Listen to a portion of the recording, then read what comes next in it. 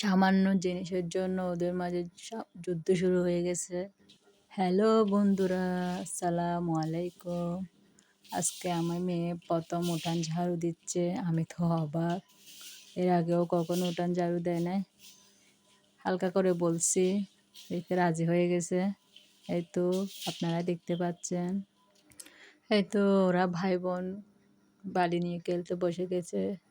আপনারাও হয়তো শৈশবে এরকম খেলছেন। তো ওরা একটু পরে সামান্য বালি নিয়ে যুদ্ধ শুরু করতে আমার মেয়ে হালকা করে থাপ্পড় দিয়ে দিছে। আপনারাও হয়তো আপনার ভাই বোনের সাথে এরকমই ঠিক করেছেন। সেই শৈশব বেলায় মনে পড়ে যায় এগুলা। আসলে আমার ছেলে আমার দিকে চলে আসছে, ও আমাকে একটা মারছে, প্রথমে মারে আমার থেকে পালাইয়া চলে যাচ্ছে।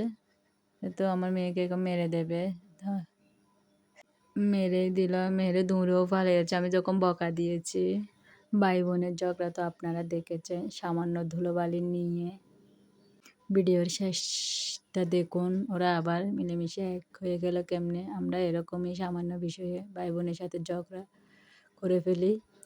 শৈশবের মুহূর্তগুলো আসলে অনেক সুন্দর, আবার এক হয়ে যায়। কি সুন্দর করে আবার ওরা খেলতেছে। আমার মেয়ে ওকে আবার এখানে বালি আনিয়ে দিচ্ছে খেলার জন্য। সেও খেলতেছে, ভুলে গেছে ওদের ঝগড়া হয়েছে এটা। চলে এসেছি পেঁয়াজি বানাবো। এখানে ডাল নিয়েছি, পেঁয়াজ, কাঁচামরিচ, একটু কর্নফ্লাওয়ার দিছি। কর্নফ্লাওয়ার দিলে পেঁয়াজিটা মচমচ থাকে অনেকক্ষণ।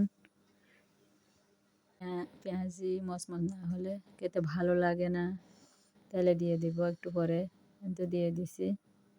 বড় করে করে বানিয়ে ফেলতেছি যেন তাড়াতাড়ি হয়ে যায়।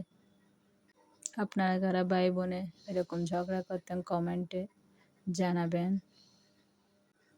আমার পেঁয়াজি ভাজা শেষ। এই তো একটু পরে ইফতারের সময় হয়ে যাবে।